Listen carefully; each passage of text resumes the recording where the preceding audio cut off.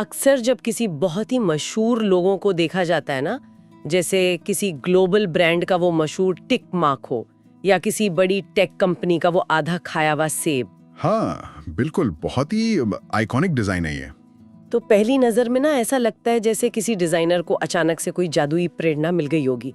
मतलब ऐसा लगता है कि वो किसी कैफे में बैठा होगा, अपनी कॉफी पी रहा होगा और अचानक दिमाग की बत्ती जल गई होगी। हाँ, और बस एक ही झटके में वो मास्टरपीस कागज पर उतर आया।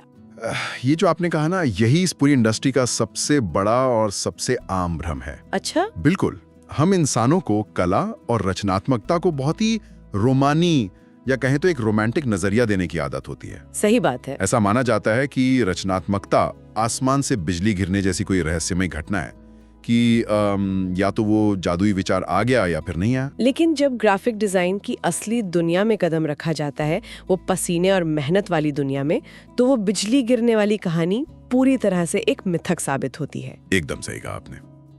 असलियत में ग्राफिक डिजाइन कोई जादू नहीं है, बल्कि ये एक बहुत ही थका देने वाली लेकिन उतनी ही दिलचस्प गणित और मनोविज्ञान की पहेली है। और आज की इस विस्तृत चर्चा में हम इसी पहेली को सुलझाने वाले हैं।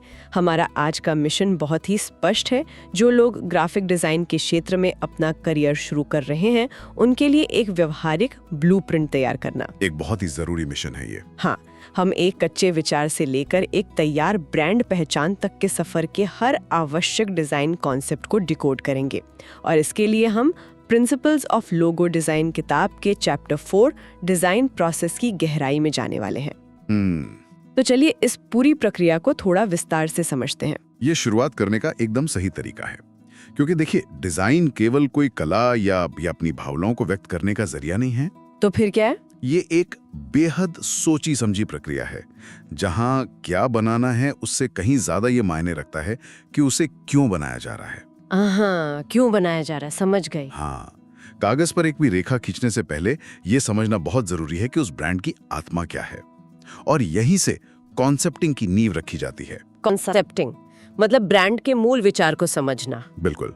अगर कोई कंपनी डिजाइनर को अपना डिजाइन ब्रीफ देती है और उसमें सिर्फ यह लिखा है कि हमारे लक्षित ग्राहक 18 से 25 साल के युवा हैं, तो सच बताऊं, ये जानकारी किसी काम की नहीं है। हाँ, क्योंकि 18 से 25 साल का युवा कहने से दिमाग में कोई साफ तस्वीर नहीं बनती। हर युवा अलग होता है। बिल्कुल सही। लेकिन अगर उसी ब्रीफ में कुछ विशेषण यानी एडजेक्टिव्स हों, जैसे कि ब्रांड बहुत बागी है, रफ्तार से भरा है या थोड़ा कच्चा और रॉ है, तो ये शब्द एक डिजाइनर के लिए खजाने की तरह काम करते हैं। सटीक बात। ये जो अमूर्त शब्द और विशेषण होते हैं ना, यही वो दिशा देते हैं जिन्हें बाद में सार्थक प्रतीकों में बदला जा सकता है। लेकिन कॉन्सेप्टिंग के दौरान एक बहुत बड़ा जाल भी बिछा होता है, जिसमें अक्सर नए डिजाइनर फंस जाते हैं। जाल? कैसा जाल? कई बार क्लाइंट बड़े प्यार से कहता है कि हम आपको पूरी रचनात्मक स्वतंत्रता देते हैं, आप जो चाहें वो बनाएं। अरे बाप रे, सुनने में तो ये किसी सपने के सच होने जैसा लगता है ना?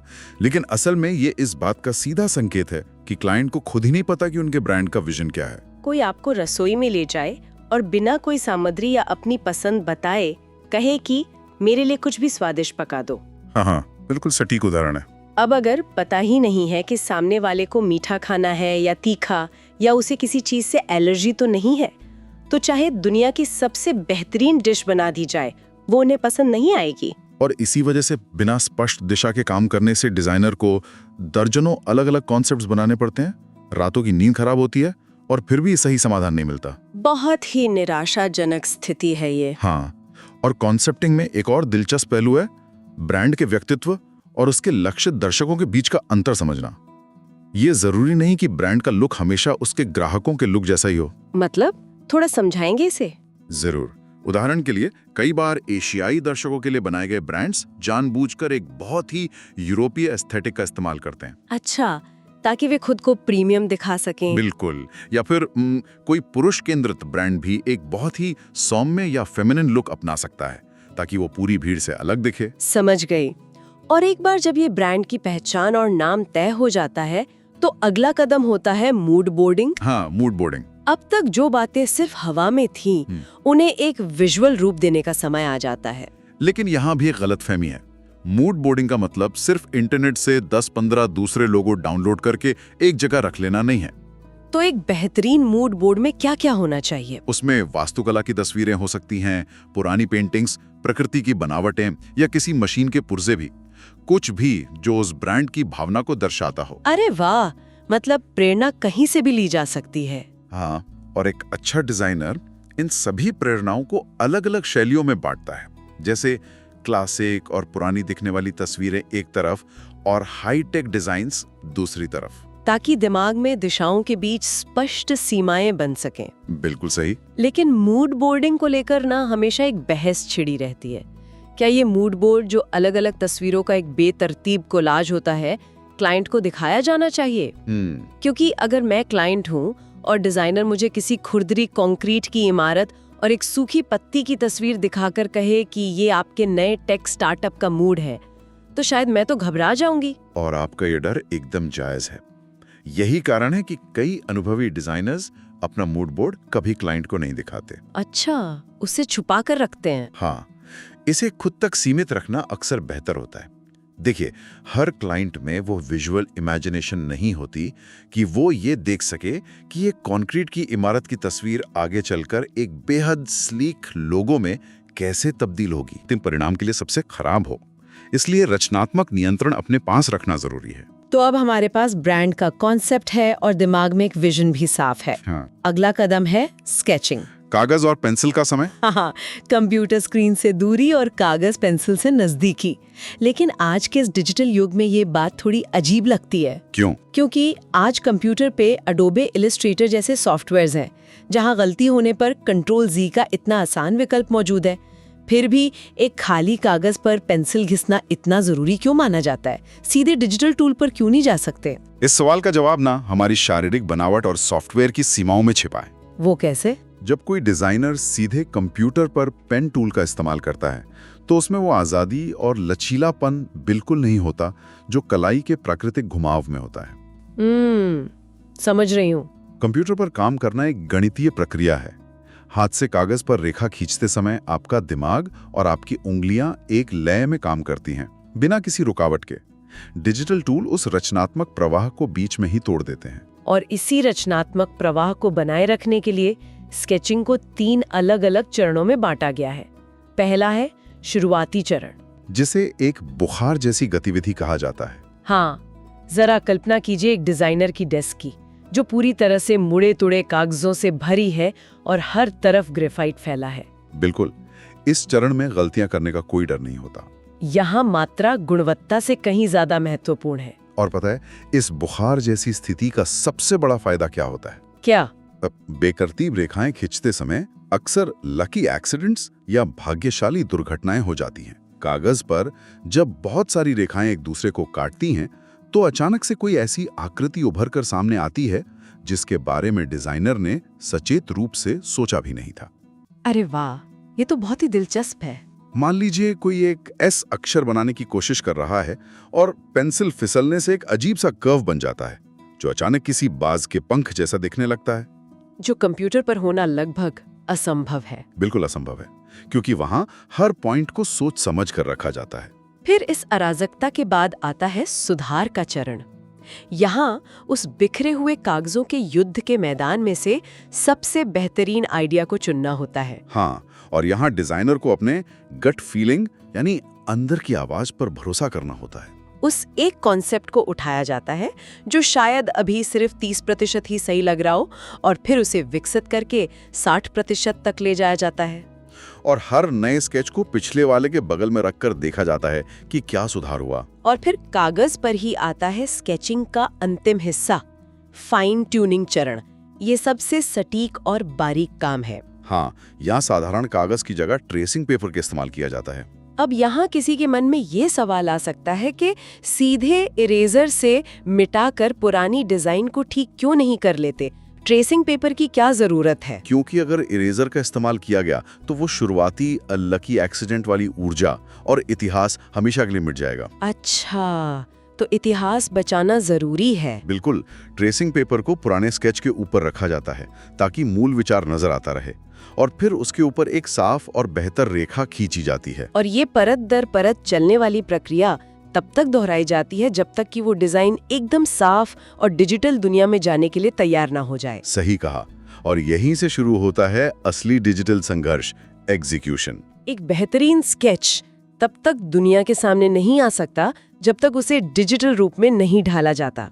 उस साफ स्केच को स्कैन करके या उसकी तस्वीर लेकर कंप्यूटर में डाला जाता है। और सच मानिए, ये चरण किसी डिजाइनर के धैर्य की सबसे बड़ी परीक्षा होता है। ये ट्रायल और एरर यानी अनगिनत कोशिशों का दौर है। एडोबे इलस्ट्रेटर में स्कैन किए गए स्केच के ऊपर डिजिटल रेखाएं खींची जाती हैं। कई बार तो कोई डिजाइनर लगातार 3 घंटे तक किसी एक दिशा में काम करता है और अंत में पता चलता है कि स्क्रीन पर वो डिजाइन बिल्कुल बेजान लग रहा है। उफ। और इस हताशा से बचने के लिए एक बहुत ही शानदार तरकीब है जिसे हम ब्रेड क्रम्स या रास्ते के निशान छोड़ने की तकनीक कह सकते हैं। हाँ, ये बहुत जरूरी है। जंगल में रास्ता भटकने पर जैसे हम निशान छोड़ते हैं ताकि वापस आ सके, वैसे ही एग्जीक्यूशन में एक सुनहरा नियम है, अपनी डिजाइन में कोई भी बड़ा बदलाव करने से पहले उसे कॉपी करें और आर्ट बोर्ड पर बगल में पेस्ट कर दें। पुरानी डिजाइन्स को कभी डिलीट नहीं करना चाहिए। बिल्कुल नहीं। अगर 2 घंटे बाद महसूस हो कि लोगो पूरी तरह बर्बाद हो गया है, तो उन निशानों के सहारे आसानी से वापस लौटा जा सकता है। ये छोटी सी आदत हजारों घंटे बर्बाद होने से बचा सकती है। और डिजिटल एग्जीक्यूशन में सबसे बड़ा खेल होता है एंकर पॉइंट्स का। जो लोग ग्राफिक डिजाइन से अनजान है, उनके लिए इन एंकर पॉइंट्स को समझना थोड़ा जरूरी है। आप इन्हें अदृश्य पिन की तरह समझ सकते हैं जो एक डिजिटल रबर बैंड को अपनी जगह पर रोके रखते हैं। अच्छा। जब आप इन पिनों को खिसकाते हैं तो वो रबर बैंड यानी आपकी डिजाइन की रेखा उसी हिसाब से खिंचती या मुड़ती है। लेकिन इन पिनों या एंकर पॉइंट्स का इस्तेमाल बहुत ही कम किया जाना चाहिए, है ना? बिल्कुल, बहुत कम। अगर एक छोटे से घुमाव को बनाने के लिए 10 एंकर पॉइंट्स लगा दिए गए तो वो रेखा चिकनी होने के बजाय खुरदुरी और दांतेदार हो जाएगी। मतलब जितने कम एंकर पॉइंट्स, लोगो उतना ही प्राकृतिक और साफ दिखेगा। 100% सही। अब एक बार जब डिजाइन डिजिटल रूप में पूरा लगने लगता है तो देखने में वो एकदम परफेक्ट लग सकता है। लेकिन मानवीय आंखों से कुछ तकनीकी कमियां फिर भी छूट सकती हैं। इन कमियों को दूर करने के लिए डिजाइन को गणितीय सांचों में कसा जाता है, जिसे ग्रिडिंग कहते हैं। हाँ, ग्रिडिंग, ये बहुत ही तकनीकी हिस्सा है। हाँ। अब यहाँ मुझे थोड़ा अचरज होता है। मान लीजिए एक डिजाइनर ने कोई रेखा खींची है जो 43 डिग्री के एंगल पर है। ग्रिडिंग के दौरान उसे ठीक करके 45 डिग्री कर दिया जाता है। हाँ, किया जाता है। मेरी नजर में 43 और 45 डिग्री में कोई खास फर्क नहीं है। ज्यादातर लोग इस 2 डिग्री के बदलाव को नंगी आंखों से पकड़ भी नहीं पाएंगे। तो फिर इस उबाऊ प्रक्रिया से गुजरने की क्या जरूरत है? ये सवाल बहुत ही स्वाभाविक है, लेकिन इसके पीछे ना एक बहुत गहरा मनोविज्ञान काम कर रहा है। कैसा मनोविज्ञान? हमारा दिमाग भले ही सचेत रूप से न समझे, लेकिन अवचेतन स्तर पर पूर्ण संख्याओं और परिचित ज्यामिति को बहुत तेजी से प्रोसेस करता है। 45 डिग्री का कोण हमारे दिमाग के लिए ज्यादा परिचित, स्थिर और भरोसेमंद होता है। जब कोई चीज गणितीय रूप से संतुलित होती है तो दिमाग उसे तुरंत सही मान लेता है। अरे वाह! यही सिद्धांत रंगों के लिए भी लागू होता है। रंगों के प्रिंटिंग कोड में भी 83% या 12% की जगह पूर्ण संख्याओं का ही इस्तेमाल करना चाहिए। लेकिन क्या हर चीज को गणित के सख्त सांचे में फिट किया जा सकता है? कॉम्प्लेक्स फॉर्म्स यानी जटिल और जैविक आकृतियों के मामले में तो ये गणित डिजाइन को बर्बाद भी कर सकता है। बिल्कुल, ये एक बहुत बड़ी चेतावनी है जिसे हर नए डिजाइनर को समझना चाहिए। ग्रिडिंग हर चीज का समाधान नहीं है। तो फिर क्या करें? अगर कोई चीज ग्रिड में फिट नहीं बैठ रही है तो उसे ग्रिड के बाहर ही रहने दें। उदाहरण के लिए जरा स्टारबक्स की मशहूर जलपरी वाले लोगो या ट्विटर की उस पुरानी चिड़िया के बारे में सोचिए। हाँ, वो तो बहुत ही प्राकृतिक डिजाइन है। बिल्कुल, वे प्रकृति से प्रेरित हैं। अगर उस जलपरी के बालों की लहरों को या चिड़िया के परों को जबरदस्ती परफेक्ट गोल या चौकोर ग्रिड में बांधने की कोशिश की गई तो वो एकदम रोबोटिक और बेजान दिखने लगेंगे। समझ गई। पूर्णता हासिल करने के चक्कर में डिजाइन की प्राकृतिक सुंदरता और स्वाभाविक बहाव नहीं खोना चाहिए। बहुत अधिक ग्रिड्स डिजाइन को भ्रमित करने वाला बना देते हैं। ये एक ऐसा सबक है जो अनुभव के साथ ही आता है कि कब नियम मानने हैं और कब उन्हें तोड़ना है। सही कहा। अब जब हमारा लोगो या प्रतीक गणितीय रूप से पूरी तरह संतुलित हो चुका है तो एक आखिरी और बहुत जरूरी कदम बचता है, उसे ब्रांड के नाम और शब्दों के साथ जोड़ना। इसे टाइप लॉकअप कहते हैं। टाइप लॉकअप का सीधा सा मतलब है प्रतीक, ब्रांड का नाम और उसकी टैगलाइन की सही स्थिति और उनके आकार का अनुपात तय करना। मतलब ये तय करना कि लोगो नाम के ऊपर रहेगा या बगल में। हाँ, और एक बार जब ये लॉक हो जाते हैं तो फिर उन्हें अलग नहीं किया जाना चाहिए। लेकिन अलग-अलग मीडिया के लिए अलग-अलग लॉकअप बनाने पड़ते हैं। हाँ, क्योंकि एक ही साइज हर जगह काम नहीं आता। जैसे किसी कंपनी के आधिकारिक लेटरहेड या बड़े बिलबोर्ड के लिए एक बड़ा और पूरा लॉकअप इस्तेमाल होगा, जिसमें लोगो, कंपनी का पूरा नाम और टैगलाइन सब कुछ हो। लेकिन उसी ब्रांड के मोबाइल एप्लीकेशन या वेबसाइट के छोटे से हेडर के लिए शायद सिर्फ वो छोटा सा आइकन ही इस्तेमाल किया जाए। और यहाँ सबसे बड़ा खेल होता है विजुअल बैलेंस का। लोगो का प्रतीक और उसके साथ लिखा जाने वाला फॉन्ट दोनों एक दूसरे से बात करने चाहिए, लड़ना नहीं चाहिए। लड़ना नहीं चाहिए, बहुत खूब। अगर एक बहुत ही सजावटी और जटिल लोगो बनाया गया है तो उसके साथ इस्तेमाल होने वाला फॉन्ट एकदम सादा और सैंस सेरिफ होना चाहिए। इसे समझने के लिए ना कपड़ों का उदाहरण सबसे सटीक बैठता है। अच्छा, कैसे? ये बिल्कुल कपड़े पहनने जैसा है। अगर पहनी गई शर्ट बहुत भड़कीली है, उस पर बहुत सारे पैटर्न बने, तो पैंट बिल्कुल सादी होनी चाहिए ताकि पूरे लुक में संतुलन बना रहे। बिल्कुल। अगर शर्ट और पैंट दोनों एक साथ लोगों का ध्यान खींचने की कोशिश करेंगे तो पूरी छवि बहुत अजीब और खराब हो जाएगी। लोगो और फॉन्ट का रिश्ता भी बिल्कुल ऐसा ही है। बहुत ही शानदार रूपक है ये। और इस लॉकअप को बनाते समय एक और चीज जो सबसे ज्यादा मायने रखती है वो है कर्निंग, यानी अक्षरों के बीच की दूरी और फॉन्ट की मोटाई। ओह, खराब कर्निंग तो किसी भी अच्छे डिजाइन का मजाकिरा कर सकती है। एकदम। कभी कभी देखा होगा कि अक्षरों के बीच की दूरी इतनी कम होती है कि अंग्रेजी का आर और एन एक साथ मिलकर एम जैसा दिखने लगते हैं। हाँ, मैंने देखा है। एक गलत कर्निंग ब्रांड के नाम का पूरा मतलब ही बदल सकती है। इसी वजह से टाइप लॉकअप पर इतना जोर दिया जाता है।